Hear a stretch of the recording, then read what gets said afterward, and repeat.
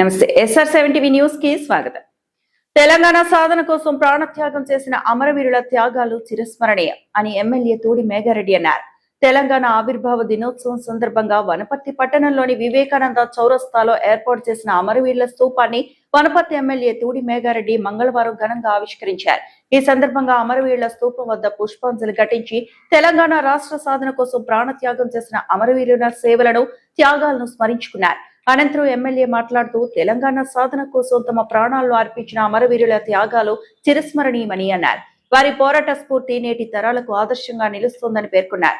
తెలంగాణ రాష్ట్ర ఆవిర్భావం వెనుక అమరవీరుల త్యాగాలు, ఉద్యమకారుల నిరంతర పోరాటం ఎంతో గొప్పదని కొనియాడారు.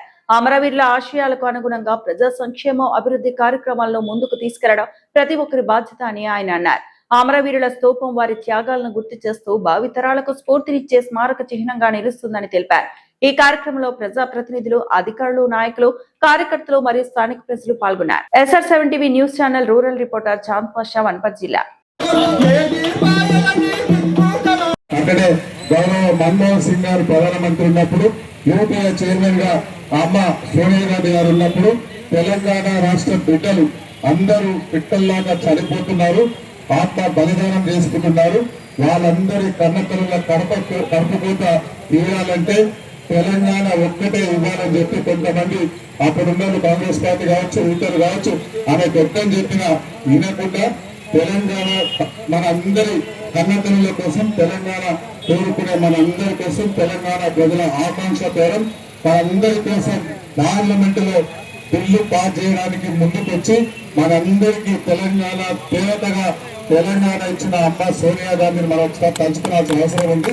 ఆమెతో పాటు అప్పుడున్న ప్రధానమంత్రి గారు శ్రీ మన్మోహన్ సింగ్ గారి అధ్యక్షతన బిల్లు పెట్టే ప్రయత్నంలో, ఆ బిల్లు పెట్టిన తర్వాత మన్మోహన్ సింగ్ గారి ఆధ్వర్యంలో బిల్లు పెట్టిన తర్వాత అప్పుడున్న బీజేపీలో ప్రతిపక్ష నేత ఇంకో అమ్మ సుష్మా స్వరాజ్ గారు పార్టీలకు అతీతంగా అమ్మ మీరు పెట్టిన బిల్లుకు తెలంగాణ రాష్ట్ర ప్రజలు, ఆ యువకులు చనిపోయింది నేను కూడా ప్రాక్టికల్ గా తెలంగాణలో చూసినా, నేను కూడా ఆ బిల్లుకు మద్దతు ఇస్తున్నాం, మా పార్టీ కూడా మద్దతు ఇస్తుందని ప్రతిపక్షంలో ఉన్న అప్పుడున్న బీజేపీ, అప్పుడున్న ప్రతిపక్ష నేత సుష్మా స్వరాజ్ గారు మనందరికీ సపోర్ట్ ఇచ్చి బిల్లు పాస్ చేయడానికి చేసిన రెండో అమ్మ సుష్మా స్వరాజ్ కూడా మనం పంచుకోవాల్సిన అవసరం ఉంది.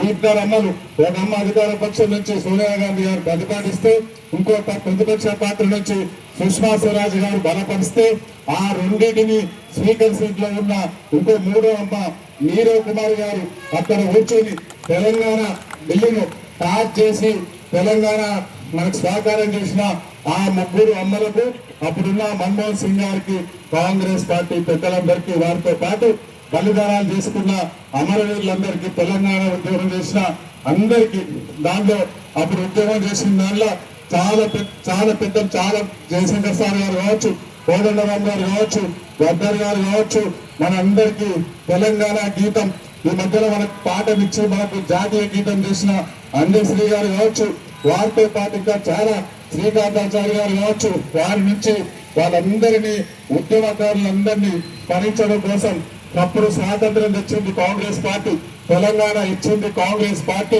మళ్ళీ ఇప్పుడు ఆ ఉద్యమకారులు కొంతమంది ఉద్యమం పేరు మీద మోసం చేసి బిల్లు పాస్ చేసిన రోజు పార్లమెంట్ లో ఉన్న వాళ్ళు, వనపర్తి నుండి ఒక కేసు లేని వాళ్ళు, హైదరాబాద్ లో పెట్రోల్ వేసుకున్న అడ్డుపెట్ట దొరికిన వాళ్ళు, వీళ్ళందరూ చాలా మంది పెద్ద మాటలు మాట్లాడినారు.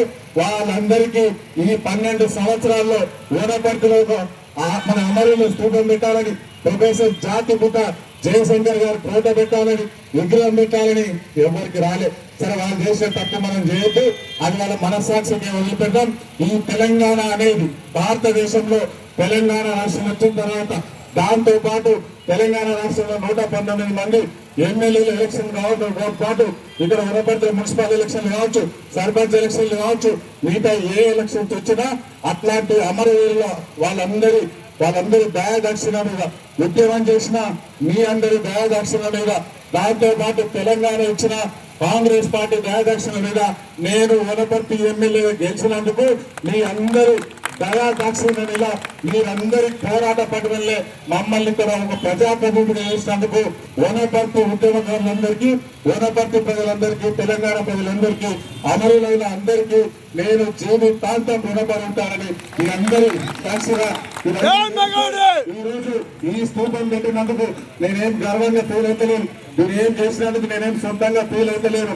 ఇది నా బాధ్యత, నేను నాకు ఇచ్చిన బాధ్యతగా నేను భావించి ఈ కార్యక్రమం ఏర్పాటు చేసి ఈ కార్యక్రమంలో తెలంగాణ వనపర్తి ఉద్యమకారుల తరఫున సతీష్ గారు మిగతా అందరు పెద్దలందరూ దగ్గరుండి చేసిన నిర్వాహకులందరికీ పేరు పేరున ధన్యవాదాలు, నమస్కారం తెలియజేసుకుంటూ మిగతా విషయాలు ఇంకా చాలా మాట్లాడాల్సి ఉంది.